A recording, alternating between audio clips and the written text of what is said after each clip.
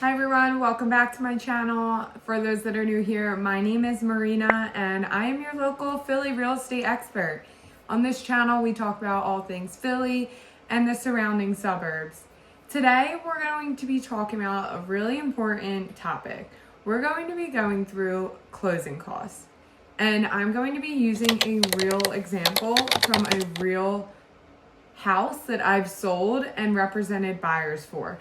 I'm going to be blurring out all their information and information about the lender and the title company, all confidential information, so we can just look at the important things, which are the numbers.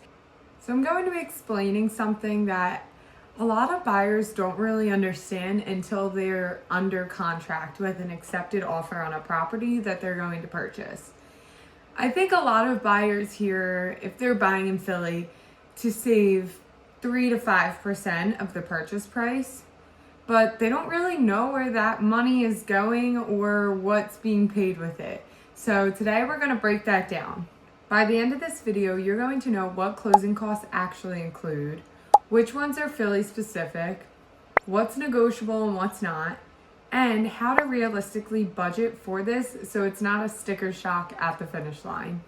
If you're a first-time home buyer, this is one of the most important videos I think that you can watch. Before I start sharing my screen, let me break down the deal a little bit for you.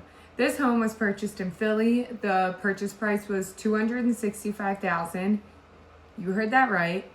Again, I say this all the time. Philly is one of the largest cities left where first-time home buyers still have an affordable entry purchase price.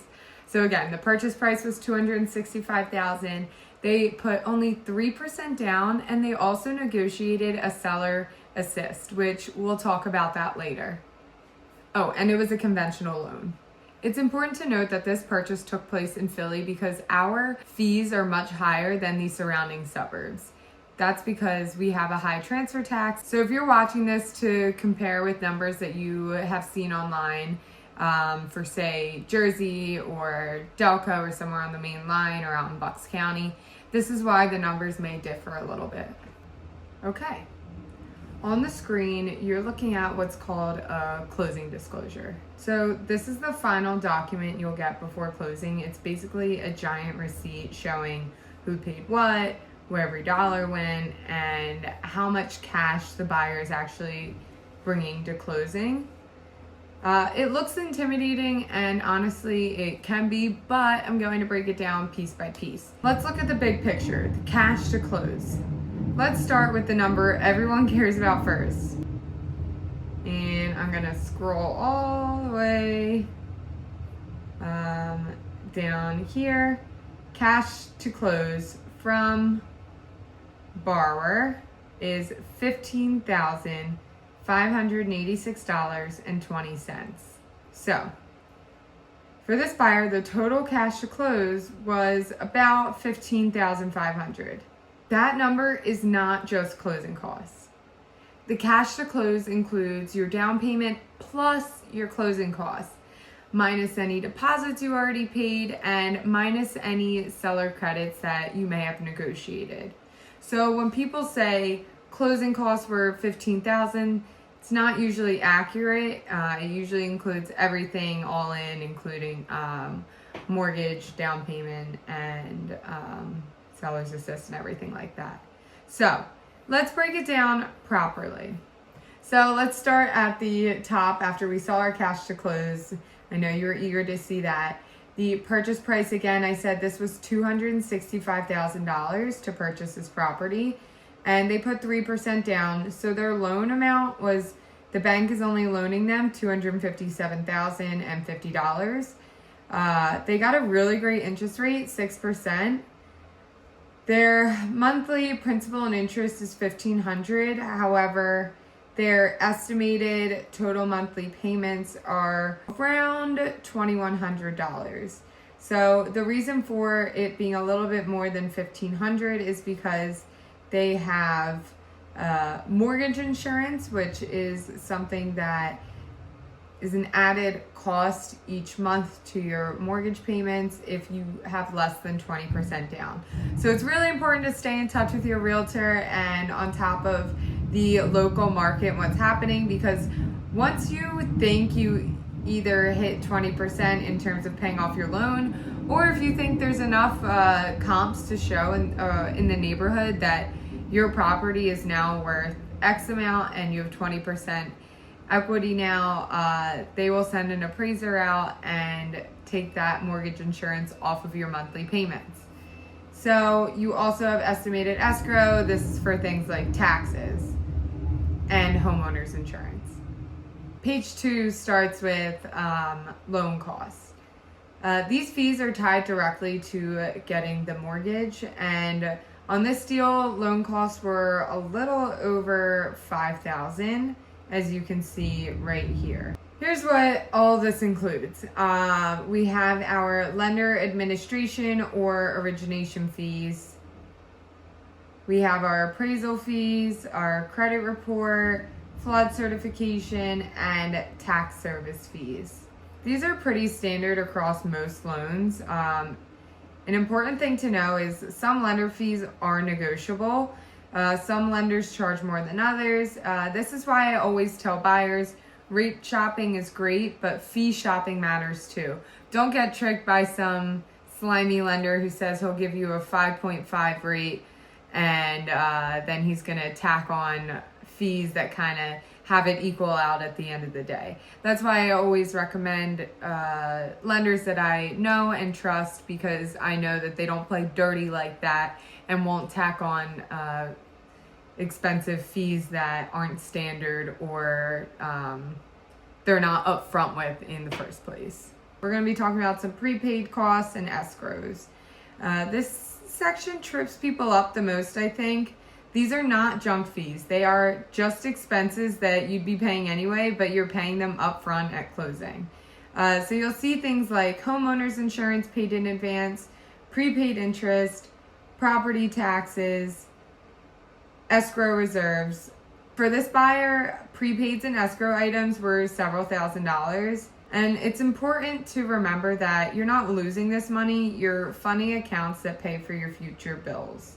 So you can see all of that right here, all of this going to escrow, and then as well as some taxes right here. Your lender, most lenders will pay your homeowner's insurance and your taxes, so it's not something that you have to worry about. That's why they have reserves and escrow for you, so they have something to put that towards. It's like setting up an auto pay.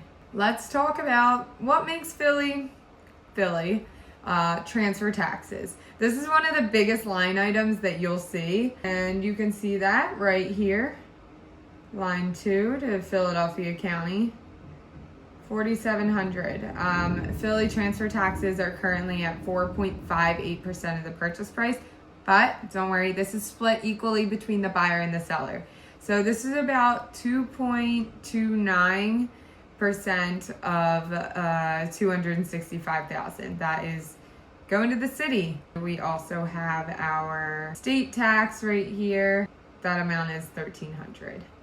This is why Philly closing costs are a little bit higher than people expect, and why strategy is really important if you're a buyer with limited cash on hand. My buyer negotiated seller credit, which was $5,000 taken out of their closing costs.